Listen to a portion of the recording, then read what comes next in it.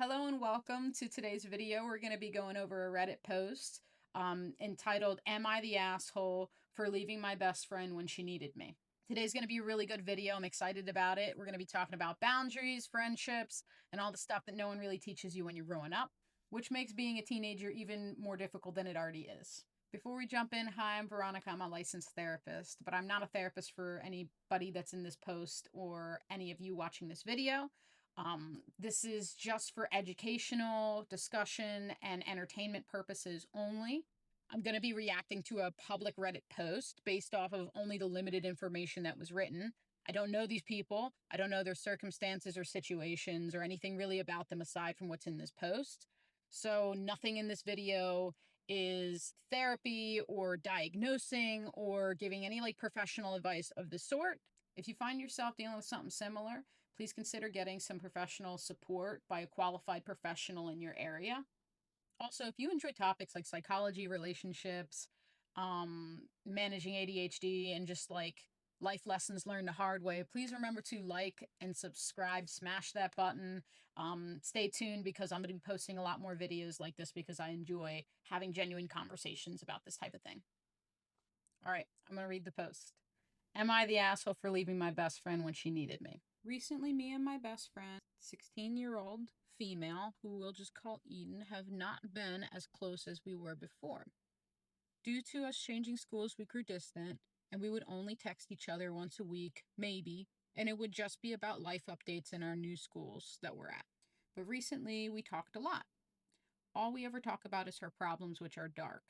And if I'm really honest, I'm sick of hearing it. Now, I know I sound very selfish and ignorant, but she only ever reaches out to me to talk about her problems, which I'm not going to talk about.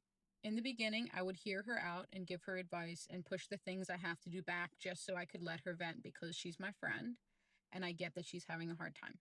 But these days, she vents for hours and hours on end and doesn't stop even when I have to go because I have things to do as well. But as soon as I say that, she starts crying and tells me that I'm the only one who's there for her. Please keep that in mind. So I really can't say no even when I want to. A long while ago, she insisted that we give our Instagram passwords to each other, and I really didn't think of it much at the time because I have nothing to hide from her anyway. Why I'm bringing this up is because I get hundreds of notifications and texts from her other friends for her account. We never talk that much, but she vents to me so much, even though we're not as close now compared to her other friends that I get thousands of texts from. They seem so much closer than her and I. So now I feel like she sees me as a venting person rather than actually wanting to talk to me. Whenever I hear her vent about her problems, I also feel like shit afterwards because of how dark it is. Yesterday, she called me again, and I intentionally did not pick up because I didn't want to feel like shit. And I actually wanted to move on and enjoy my new environment and friends. But when I didn't answer her call, she spammed me with text messages about how she wants to do stuff that she's not supposed to do, which I can't really tell because this is Reddit and they'll take it down. Until I texted back saying I was in the shower and would call her later. She then profusely apologized over and over again. And now I don't know what to do. Am I the asshole? All right, so this is a little bit of a tricky situation, and I don't think enough people are talking about it. Let's be real, no one's really teaching this in schools. No one's really going over how to navigate friendships. But I can almost guarantee you that if you walk into any classroom and you ask them what's the powerhouse of the cell, they're going to shout mitochondria in unison because they know that. But somehow boundaries aren't on the curriculum. So throughout this entire post, I'm seeing that OP is saying stuff like, I know I'm being selfish and I feel bad and I should have answered. And it sounds like guilt may be playing a pretty big role in this situation. And I think a lot of people, especially teenagers, have a hard time sitting with someone else's disappointment or discomfort. Because somewhere along the way, we start believing that if someone's disappointed in us, then we must have done something wrong. Now, those things are not the same thing. Part of having a friendship is understanding that it's not just about you, your needs, and your specific wants, but also considering the needs of another person. One person might want to hang out all the time, and another person might not want that, and they might need space from time to time to recharge. Neither one is wrong. There's just different ways of doing things, and we have to learn to respect that not everyone does things the way that we do them.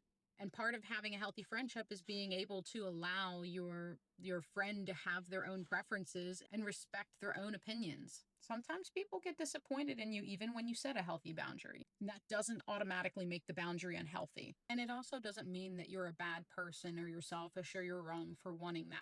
It just means that you're a healthy individual and not a toy that someone can just play with and do whatever they want to whenever they want.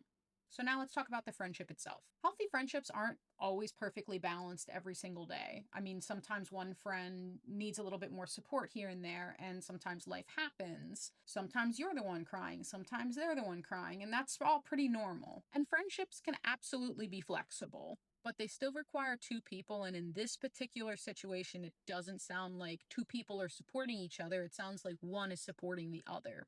This reads like one person is carrying the entire emotional weight of the relationship on their shoulders. One detail that really stood out to me was when OP mentioned that they never really get a chance to talk about themselves. In fact, in even some of the comments that they made, they mentioned things like as soon as they get on the phone, their friend doesn't even say hello to them. They just immediately start emotionally unloading onto them. And once again, I don't know these people. I don't know what's happening outside of the post, but I can absolutely understand why one person is starting to feel emotionally exhausted in this situation.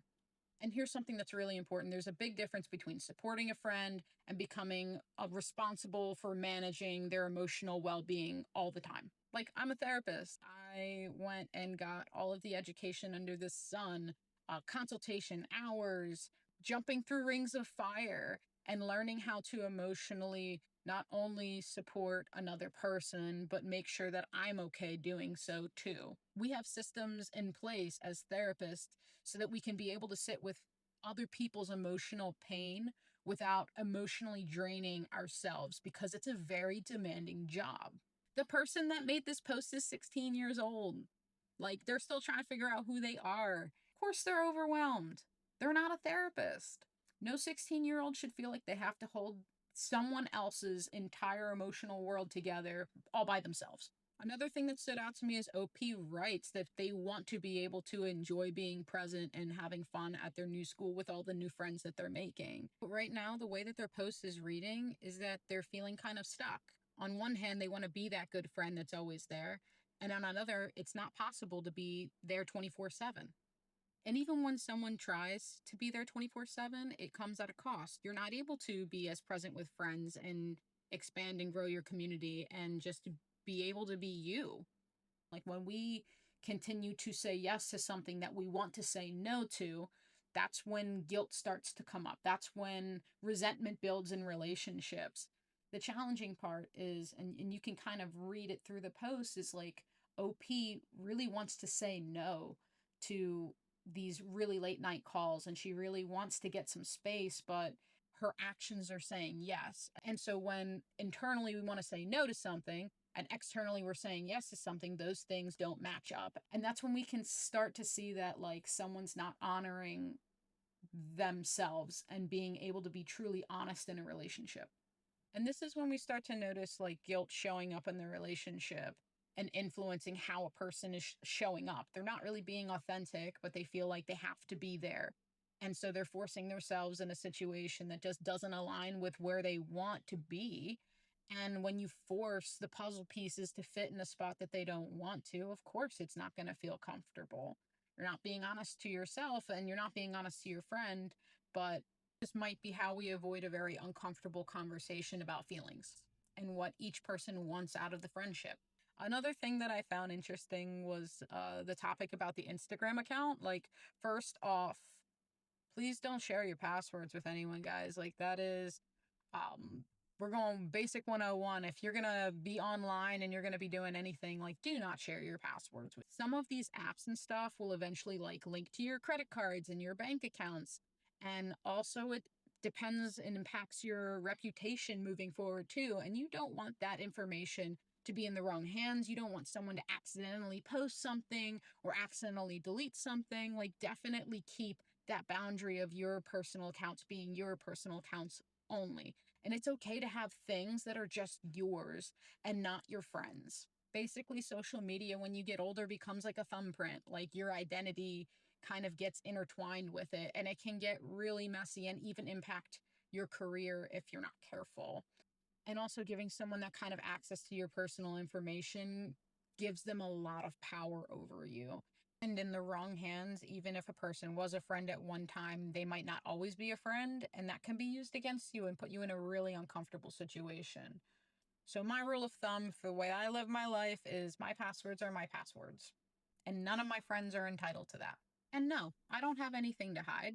And yes, I do trust my friends, but I'm also allowed to have my things just be my things.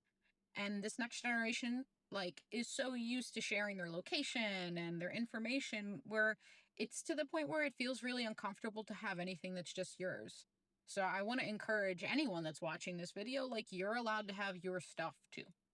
And when people's accounts get mixed up and notifications are flying, like, it's one thing if it's a few memes. I love to spam my friends. Like, it's just something I enjoy doing, is sending like funny things back and forth. But when it's just like thousands and thousands and thousands of like unread notifications, that's basically a group chat that's hijacking your phone. And if it's causing you more stress, you're more than entitled to kind of weed out and mute certain things or even disconnect from chats because you don't want to be spammed that way.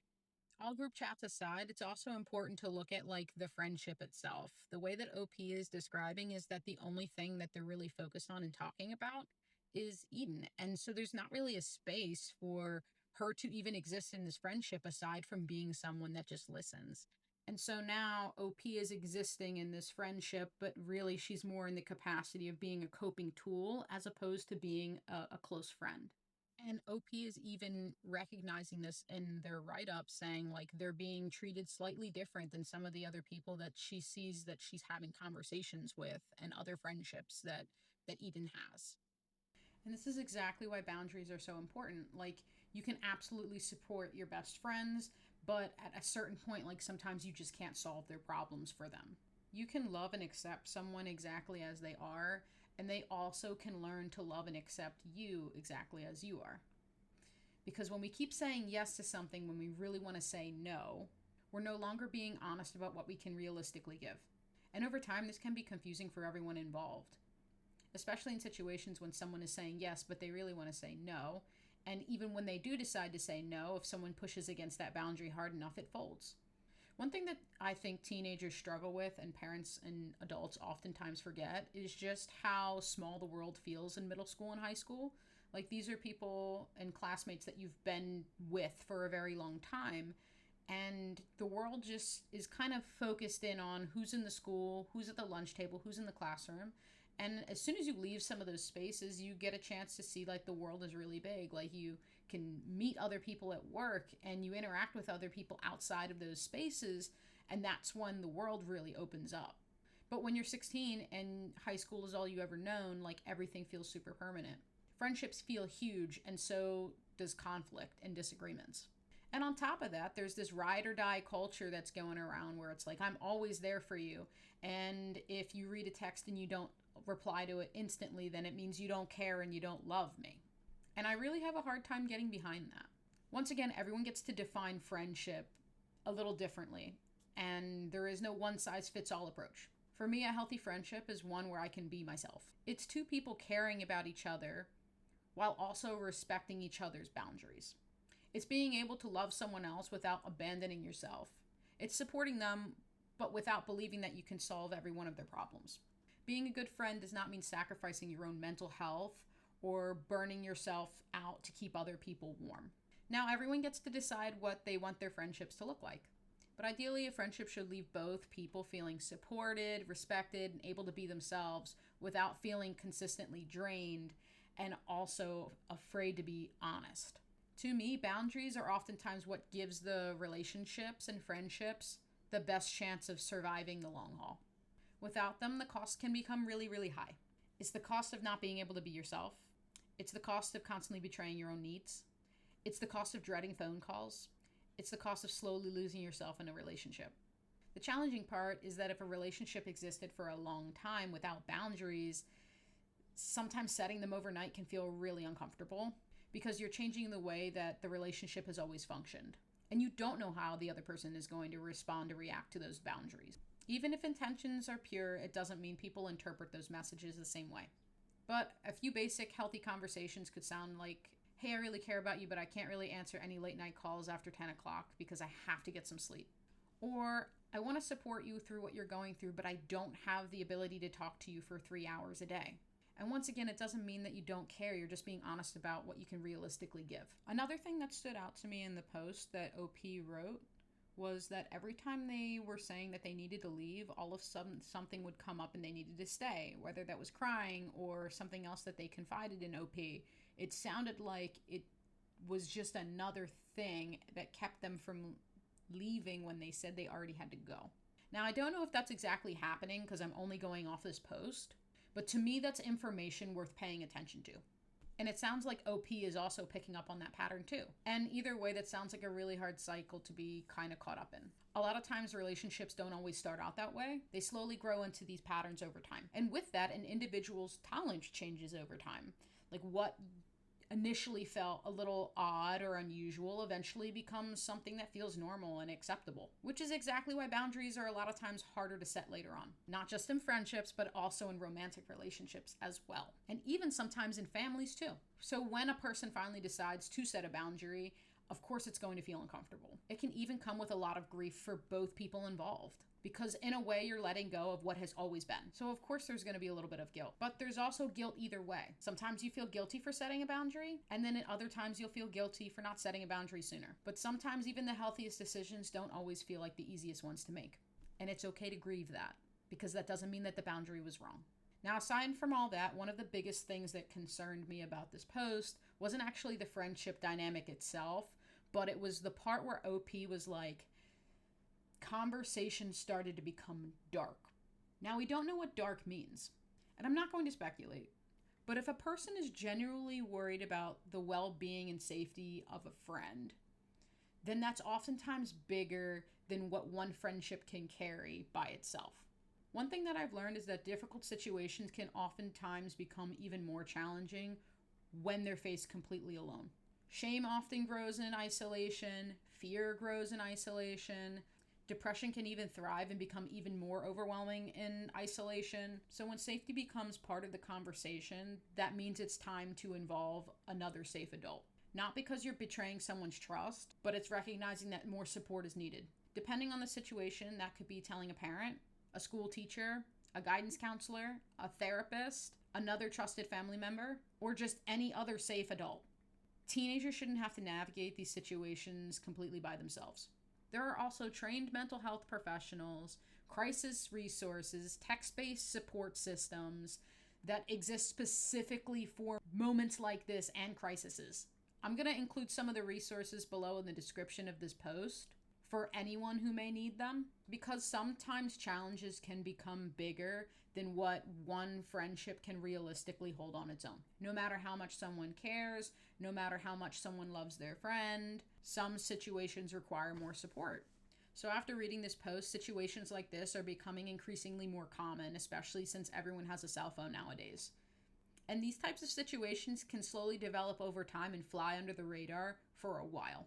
So if you're a parent, stay curious about your teens' friendships.